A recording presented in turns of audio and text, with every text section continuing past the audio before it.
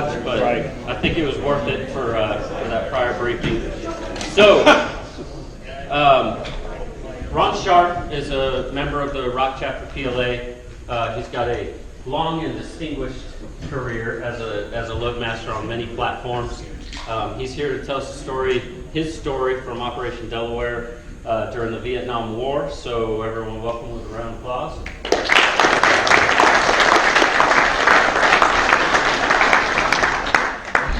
I'll be like Kyle Busch. Well, good afternoon, ladies and gentlemen. I'm Ron Sharp, Senior Master Sergeant, retired from Little Rock in September of '98. And I entered the Air Force on May 15th, 1966. And I was the Chief Loadmaster at Little Rock and was the ranking loadmaster there because we didn't have any chiefs. So, and when I came into the Air Force, as most of you know, back in 1966, Vietnam War was going on. And I was fat, dumb, and happy. I was in college on a football scholarship, having a great time, chasing women, having a good time there. When I get this letter in the mail that looked like a draft notice.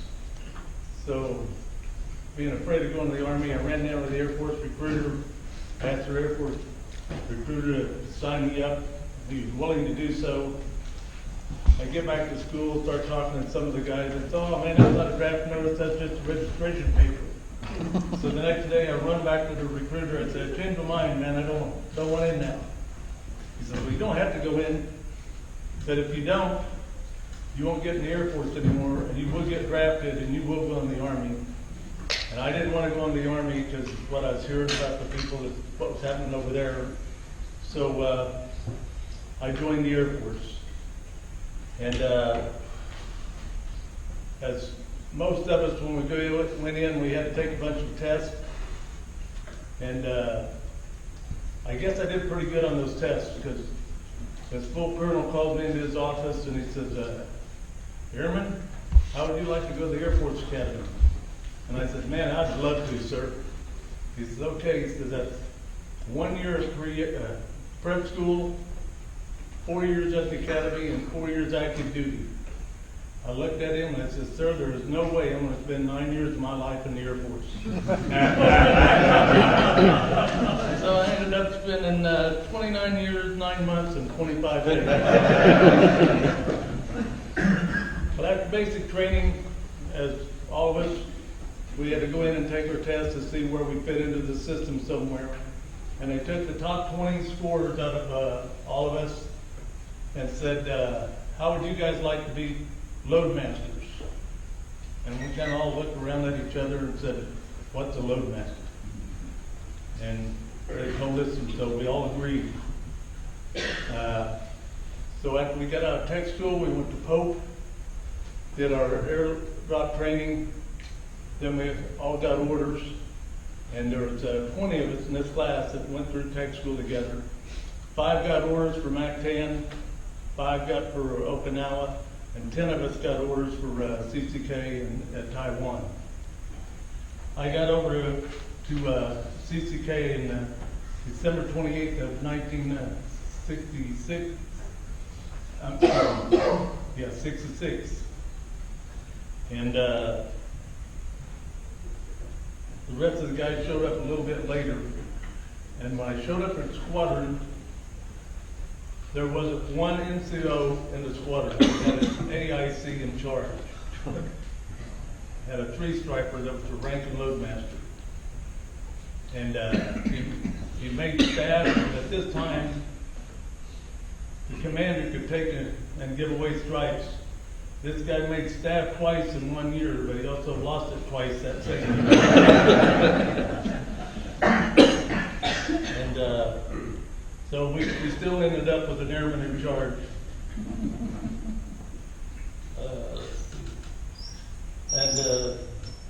When I got to CCK, we all flew hard crews. It was assigned to a hard crew. And my crew was one of the primary drop crews, and I got upgraded to instructor right away. And let's see.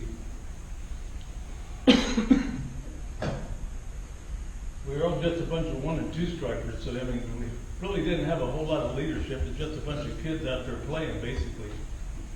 And my first year, I flew 450 combat hours into Vietnam on support missions. That's mine.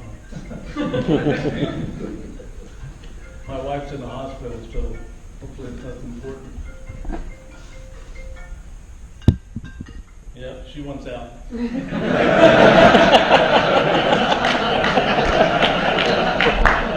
Press on, Ron. Anyway, so in 1 year, I had 450 hours flying into Vietnam, and that's under gunfire most of the time. But out of all the missions that I flew there, the one I'll never forget is Operation Delaware.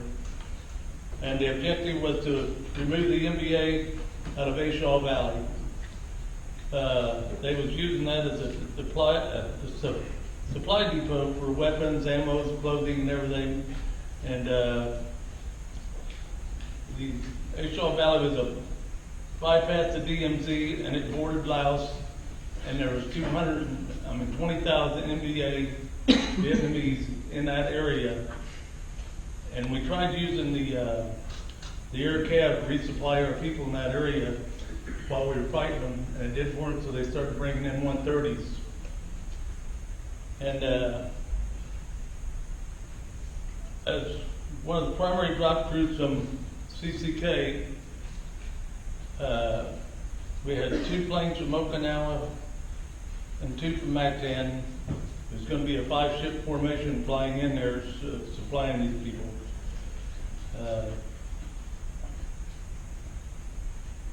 I was an instructor and was really short on loadmasters, and so they asked me, or gave me the option, I could either fly by myself or take a student with me. And knowing the importance of this mission, I selected to fly this mission by myself, which is kind of unheard of nowadays, but I did. And on April the 26th of '68, we had our first operation briefing for Operation Delaware. And this was the first time out of all the airdrops I've been on where you get a briefing the day before, and when you come in, they tell you, take off, the only thing you take with you is your dog tags and Geneva Convention card. No patches, no rank, anything, your wallet, everything, leave it home. You could only take those 2 things, Geneva Convention card and your dog tags. And this is kind of scary, especially for a young 19-year-old. I was scared to death. Well, on the 27th, when we come out for our final briefing, which again is unusual because usually we get our briefing the day of the drop, here comes a preacher out and starts praying for us, and it kind of reminds me of the old World War II movies where John Wayne was there, and before they went out on a mission, they bring in a preacher to give them, pray for them and everything, hoping they'd make it back. So I was scared to death. And as we were going into the valley, we were ship 5, and we could hear the other airplanes going in, and they were hollering, "We're taking hits." And we're still listening pretty soon. We're going in, we're crashing. So out of the 4 planes that went in, none of them made it out. And we're flying with a substitute pilot on this mission, and so he wasn't part of our hard crew. And somehow, between him and the nav, we turned up the wrong valley, and it's a dead end valley. And we're flying up in there, and the co-pilot's hollering, "Pull it up, pull it up." And pilot's hollering, "I am pulling it up." And I'm up front by the emergency release handle. I'm looking out the porthole there, and I see us hitting the trees, and I just automatically release the load.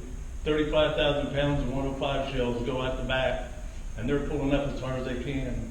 And it shot the airplane up so fast, I think it just scared the crap out of them. It never went up so fast before. landed, that substitute AC come back to the cargo compartment while I'm doing my post-flight, grabbed me by the collar, shaking the hell out of me, tells me he's gonna court-martial me, have me put in jail and everything because I dropped this load without his permission. Well, I'm so scared. Don't know what to do. 19-year-old kid. The rest of the crew and him, they go in to do their debrief. The crew chief and I start doing our pre-flight walk, or post-flight walk around. 118 holes in the airplane. We get back. The crew, I guess, talked to that substitute AC and told him that I saved our lives and the airplane by dumping that load, and I never heard another word about it. Luckily.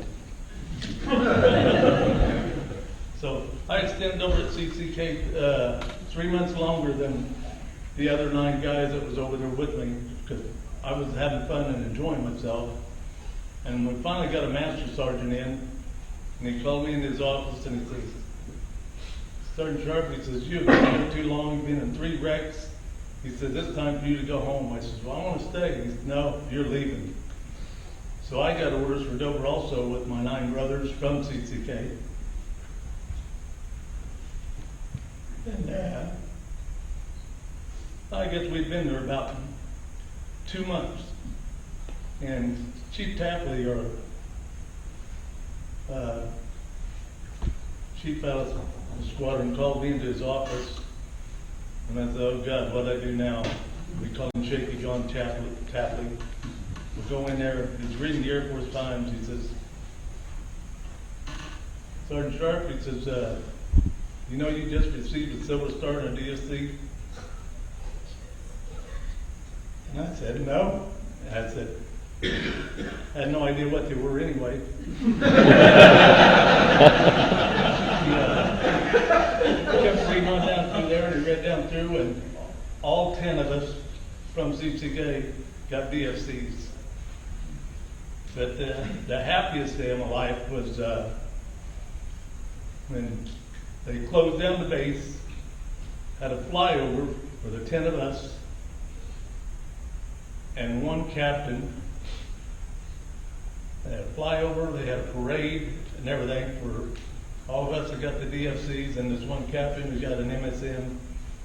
And I have no idea why he was up there with us, but I guess just to have an officer in charge. So anyway,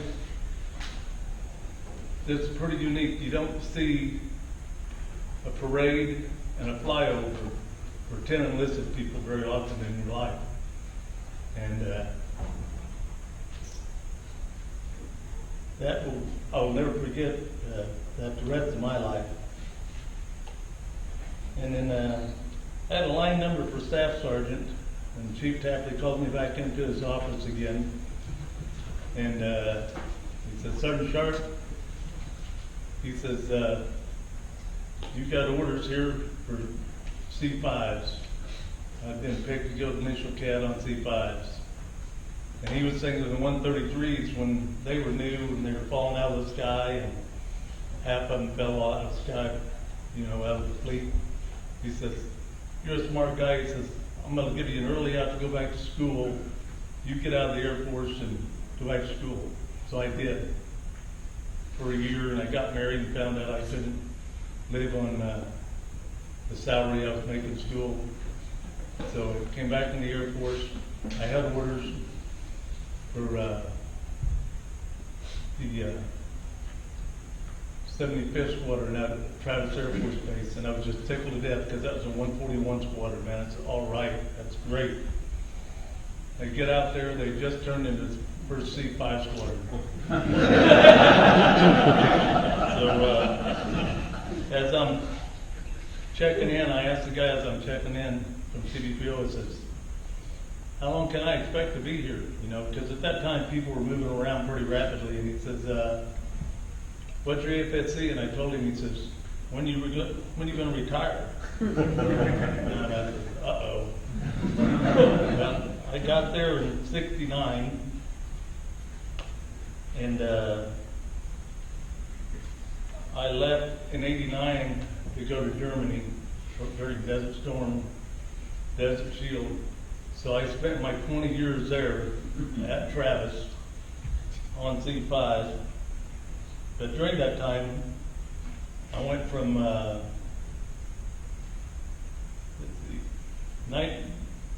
March of '82 to March of '94. I was in the ALSI, and I had a TSSBI SCI clearance, and I was going about 283 days a year every year, and I could never tell anybody where I was going or what I was doing because of that. So went through 2 divorces because wives don't like it when you can't tell them where you're going or where you've been or what you did. So anyway, when I came back from Germany, I got orders back to 130s, went to Little Rock, and took over as the chief loadmaster there at Little Rock, and stayed there until I retired. And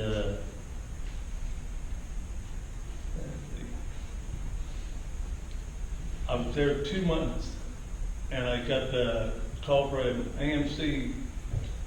They wanted me to go to Scott to take over for Chief Ronkow as the chief of the ALSI up at AMC.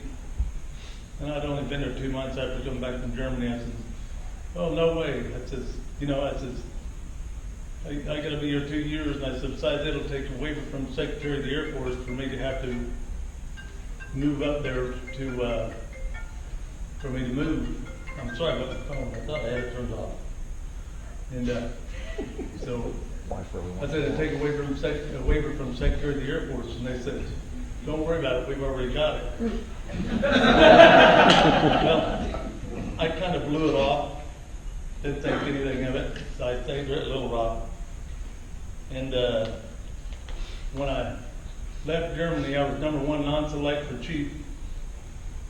And when I got to Little Rock, next time I was eligible, took my test, got my board score, it dropped 50 points. So I guess when you tell the Secretary of the Air Force no, you're not going to do you any favors. Kind of keep that in mind. If they ever say they've got that waiver for you, go.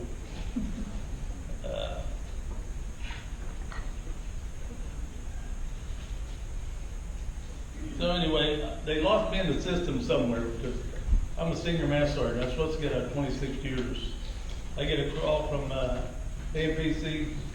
They said, "Sergeant Sharp, you need to get out now." And I said, "Why? I can't get out now. We're right in the middle of changing from AMC to ATC, and I'm rewriting all the regs and doing all this stuff because they was wanting 130s to set out the end of the runway on alert 24 hours a day." And I says, "No, we don't do that." Arguing with them about this stuff. So I talked to AMPC and let me stay long enough to get the regs written for ATC for the 130 crews. And so finally I got out because they said I had to get out before 30. And like I said, 29 years, 9 months and 25 days I got out. And one of the real unique things though, before I got out, I was going to Hazardous Cargo School down in San Antonio, and I run into an Army guy, and he saw my Silver Star, and we started talking about it, and he was a headhunter in the Army. And we started talking, and I told him how I got my Silver Star and everything. He was a headhunter that went in, rescued the guys that were alive in there on the 4 airplanes that crashed, got the bodies of the ones that didn't, the ones that died, and then blew up the airplanes so that they could not get those airplanes that crashed. And you'd never think in your whole life you'd run into somebody that knew anything about that mission, because I never told anybody about that mission. This is the first time I've ever talked about it, except for with that guy, and he knew more about it than I did. So it's kind of a small world when you get to thinking about it, because he was in Loring, Maine, loading, building hazardous cargo, the containers and stuff for the hazardous cargo, and here I am at Little Rock, and we meet and start talking about the mission that happened in Vietnam in 1967, 68, and that's pretty unique. And then I have one more story, and it's about one of our speakers going to be speaking. I guess he's our last speaker here today. Ray Smith and I, when we got to Travis there, the initial CADs, you had to be a master sergeant or have 1,000 hours of jet time. And so Chief Roselle has given 10 of us a check ride all at one time. And we're flying from Hickman to Travis. He gives us test, 100 questions on his test. And so I got these 9 master sergeants and myself and the chief. And we're heading to Hickman. Well, I run through this test and I get mine done and I jump up to go turn it in. Ray grabs me and throws me down in the seat and says, "Where are you going?" I said, "I got my test done, I'm gonna turn it in." He says, "You sit your ass down here." He says, "You don't turn that in until we get ready to land or he'll give you more shit to do."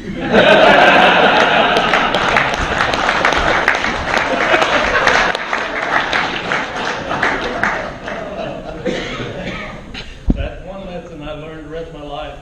Every time a flight examiner went to give me a test, he didn't get it till we were landing. It's coming up now. You know, I had a great career, a long career, longer than I should have had, and I wouldn't trade it for anything. It's being a load master is one of the best jobs you could ever have in the world, I think. And I think by the picture you can see here, it was a good life because I was 19 years old there, and I haven't even changed. Same, except for, well, there I didn't shave, and now I had to shave. And I was 22 years old before I had to shave, and then they made me because they saw some peach fuzz on my head. But anyway, I want to thanks for listening to my story. Hope you enjoyed it. I want to thank you guys for your service. I hope you enjoyed it.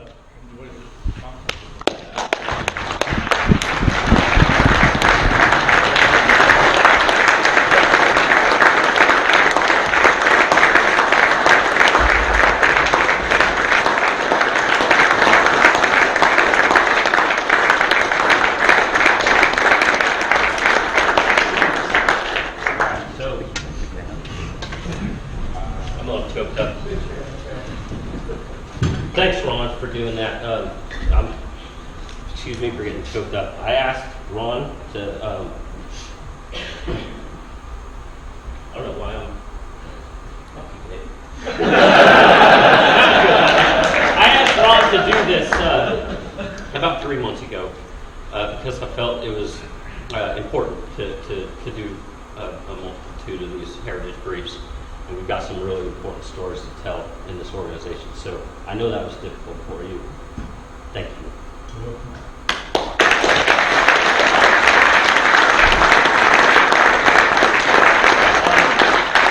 right, let's go drink some beers, and then we'll be back in here at 1:45 for Task Force 1. Call your wife back. Yeah.